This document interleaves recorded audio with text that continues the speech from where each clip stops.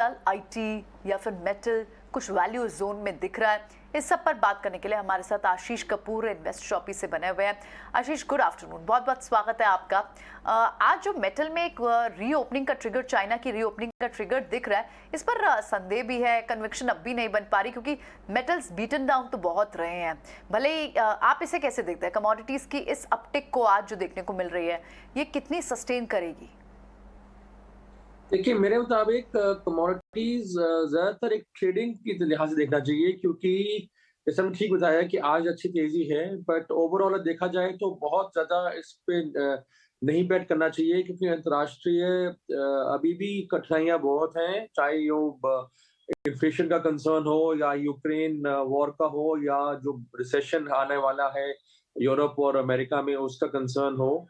तो मेरे को नहीं लगता कि बहुत ज्यादा सस्टेन करने वाली कमोडिटी, चाहे वो क्रूड हो या मेटल्स हो। तो इसको एक ट्रेडिंग लिहाज देना चाहिए, और अगर आपने नीचे स्तरों पे लिया हुआ है तो अभी मुनाफा लेना चाहिए। आशीष, गुड आफ्टरनून।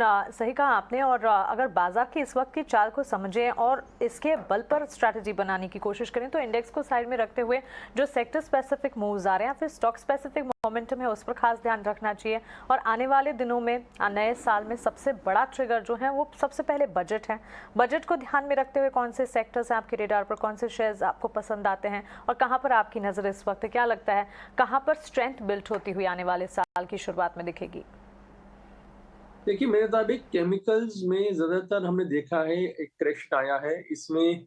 फर्टिलाइजर स्पेस में मैं समझूंगा कि एक शॉर्ट टर्म के लिहाज से ट्रेड किया जा सकता है, क्योंकि बजट में ज्यादातर at least building up to the budget को ना कोई एक्सपेक्टेशन होती है कि फर्टिलाइजर सेक्टर में कोई ना कुछ फायदा मिलेगा। तो एक तो फर्टिलाइजर स्पेस एंड दूसरा ओवरऑल केमिकल स्पेस में मैं बुलिश हूँ बजट के लिहाज से। दूसरा मेरे को जो मेरे समझ में ये है कि इंफ्रास्ट्रक्चर, खास करके डिफेंस का जो है, उस पर दोबारा से कुछ ना कुछ अच्छा मिलेगा। तो उससे जो डिफेंस रिलेटेड स्टॉक्स हैं, PSU basket in general, particular the defence stocks.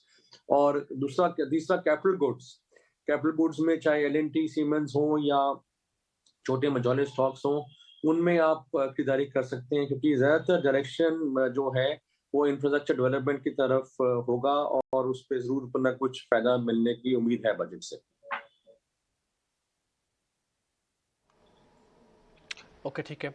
Ashish ji, आप कहाँ पे बुलिश नहीं है? ऐसी कौन सी थीम है जो 2023 में आप उस पर पैसा लगाएंगे ही नहीं, उसको 2022 में या तो सिमेट देंगे या तो पैसा नहीं बढ़ाएंगे, जो लग गया सो लग गया? देखिए, मेरे मुताबिक डोमेस्टिक इकोनॉमी अभी भी काफी अच्छा कर रही है, तो उसमें तो तकरीबन सारे सेक्टर्स ही कवर हो जाते हैं। जो अभी भी जिसमें मैं दूर रहूंगा एटलीस्ट शॉर्ट टर्म के लिए, वो है जो सेक्टर या स्टॉक जिनमें की एक्सपोर्ट इनकम काफी ज्यादा पार्ट हो, चाहे उसमें कई ऑटोमोबाइल शेयर्स भी हैं जिनमें कि एक्सपोर्ट का काफी हिस्सा होता है। कई और टेक्सटाइल के शेयर्स हैं, और आईटी फार्मा के भी शेयर्स हैं जिनमें की काफी एक्सपोर्ट अर्निंग है। तो इन वाले स्टॉक्स एंड सेक्टर्स से मैं थोड़ा दूर रहना चाहूंगा, क्योंकि अभी भी मेरे मुताबिक अंतर्राष्ट्रीय संकेत पॉजिटिव नहीं हो रहे हैं, और इनफैक्ट शायद और बिगड़ेंगे सुधरने से पहले। तो जो जो कंपनीज या सेक्टर जिनकी की मेजर अर्निंग या काफी सब्सटैंशियल अर्निंग एक्सपोर्ट से लिंक्ड है, या जिनके से मैंने बताया कमोडिटीज हैं जो कि अंतर्राष्ट्रीय मार्केट से लिंक्ड हैं, उनमें भी उनसे भी मैं दूर रहना चाहूंगा। At the best trading picks कर सकते हैं, पर अभी शॉर्ट टू मीडियम टर्म मेरे मुताबिक कमोडिटीज, मेटल्स, आईटी, फार्मा और जनरली जो भी एक्सपोर्ट ओरिएंटेड स्टॉक्स हैं उनसे दूर रहना चाहिए। Right, absolutely. आशीष, ये सारे स्पेसेस की तो आप बात कर रहे हैं, और एक यूनानिमस सा व्यू तो ये बन रहा है कि फाइनेंशियल्स अब भी आपको परफॉर्म करते हुए दिखाई देंगे इस साल में। 2023 के लिए अगर हम बात करें, कौन से और दूसरे स्पेसेस और सेक्टर्स हो सकते हैं जो अच्छे रिटर्न देंगे? क्या अभी भी आपको लगता है कि आईटी को खरीदने का समय नहीं आया, या फिर आप भी एक क्वार्टर और वॉच आउट करके इस पर राय बनाना चाहेंगे?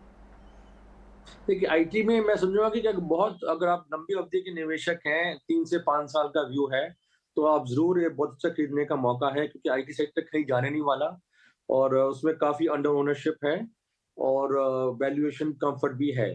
तो आईटी में डेफिनेटली लॉन्ग टर्म इन्वेस्टर के लिए बहुत अच्छा अपॉर्चुनिटी है। पर जहाँ पे अगर अगर अब सिर्फ अगले साल की बात की जाए, तो अगर 1 साल का या 6 महीने का व्यू है, तो फिर मैं समझूँगा कि आईटी में अभी आप रुक सकते हैं, 1 तिमाही और देख लें। तो इमीडिएटली कोई बहुत ज़्यादा कुछ ट्रिगर नहीं दिख नहीं रहा, और इमीडिएटली मेरे को नहीं लगता कि बहुत जल्दी कुछ इसमें चलने वाला है। पर अगर आप लॉन्ग टर्म इन्वेस्टर हैं, तो एसआईपी कर सकते हैं धीरे-धीरे करके, हर फॉल पे थोड़ा-थोड़ा एक्यूमुलेट कर सकते हैं।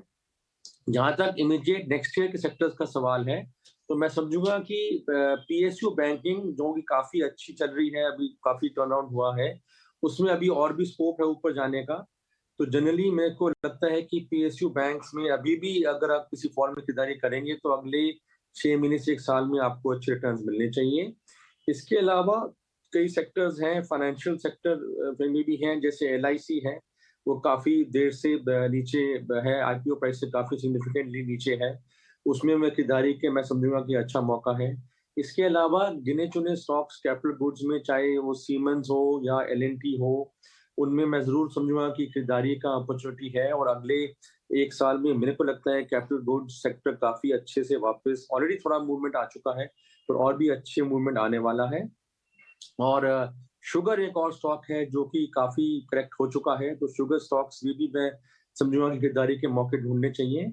इसके अलावा जैसे मैंने पहले बताया कि केमिकल्स हैं, उनमें भी अब काफ़ी अच्छे स्टॉक्स, कई स्टॉक्स काफ़ी अच्छे करेक्ट कर चुके हैं, तो उनमें भी प्राइस बनती है। अदरवाइज़ सिलेक्टिवली ऑटो के स्टॉक्स एंड बाकी इंडस्ट्रियल स्टॉक्स हैं जिनमें कि आप खरीदारी कर सकते हैं। आशीष जी, आपका बहुत शुक्रिया हमारे साथ जुड़ने के लिए और अपनी एनालिसिस डिटेल में हमें समझाने के लिए। तो क्लियरली आशीष कपूर का ये मानना है कि आने वाले दिनों में बजट जो है एक बड़ा इवेंट, बड़ा ट्रिगर है, और इसे ध्यान में रखते हुए सेक्टर और स्टॉक स्पेसिफिक मूव्स को ध्यान में रखा जाए, उनमें निवेश का नजरिया बनाकर आप चल सकते हैं। चलिए